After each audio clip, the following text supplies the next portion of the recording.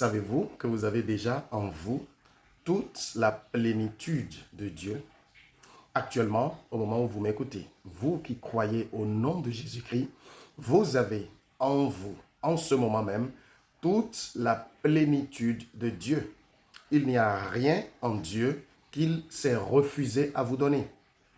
Beaucoup de personnes pensent que la vie chrétienne, c'est-à-dire une fois qu'on est de nouveau, qu'on a reçu, on a accepté le salut, il faut maintenant commencer par supplier le Seigneur Dieu de nous donner ceci, de nous donner cela, de nous donner l'onction, de nous donner telle chose ou telle autre chose. La vie chrétienne n'est pas cela.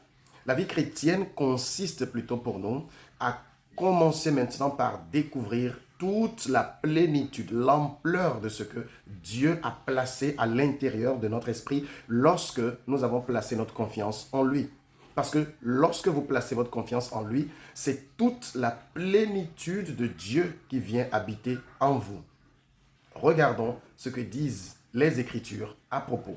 Jean chapitre 1, verset 16, il est écrit « Et nous avons tous reçu de sa plénitude et grâce pour grâce. » Nous avons tous reçu de sa plénitude. Personne n'en est exclu.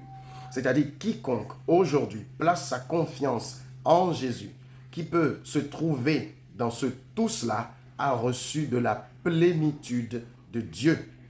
Et la plénitude de Dieu, c'est quoi? C'est son amour, c'est sa joie, c'est sa paix, c'est tout ce qu'il possède en lui qui a été placé à l'intérieur de nous par le Saint-Esprit que nous avons reçu. Donc maintenant, au moment où vous êtes en train de m'écouter, la plénitude de la divinité vit en vous parce que Christ vit en vous et Christ en lui habite corporellement toute la plénitude de la divinité. Et lorsqu'il vient en vous, il vient avec cette plénitude-là. Regardons encore ce que nous dit un autre verset, Colossiens 2, verset 10. Il dit, vous avez tout pleinement en lui, qui est le chef de toute domination et de toute autorité. Nous avons tout pleinement en lui. Bien-aimés, en Christ Jésus actuellement, toute la plénitude de la divinité vit en vous. Vous êtes littéralement, vous transportez littéralement Dieu à l'intérieur de vous, si je peux parler comme ça. Et donc, vous n'avez plus rien de nouveau à chercher. Il y a des gens qui prient, par exemple, pour que Dieu les oigne, pour que Dieu leur donne son onction.